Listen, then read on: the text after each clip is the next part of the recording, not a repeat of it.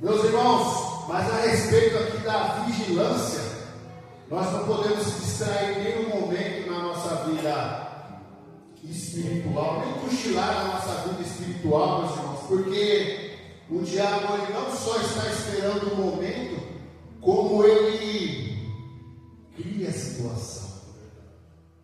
Isso que é o pior, meus irmãos. Ele cria uma situação para quê? Para que os servos de Deus pequem. Ele cria a situação com pessoas, com decretos, com situações. E assim foi com Adão. Ele criou uma situação para que Adão pecasse. E ele usou Eva para acessar Adão. Então, a vigilância tem que ser muito grande, porque Adão estava ali com todo o conhecimento, conhecia todos os animais, por mais que a serpente fosse um animal astuto, mas foi Adão que colocou o nome dela. Então, Adão conhecia a serpente.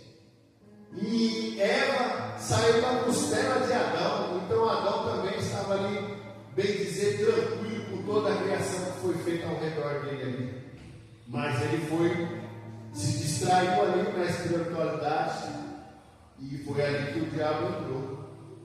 Assim também, meus irmãos, o diabo criou situações com Daniel para que ele parasse de orar. Mas Daniel, servo de Deus fiel, preferiu a cova dos leões do que parar com as orações para o nosso Deus. Mas também nós vimos os amigos de Daniel sendo obrigados a adorar outro Deus, e eles preferiram a fornalha acesa 7 vezes. E nós vemos em tudo isso que o diabo cria situações para que os servos de Deus pequem.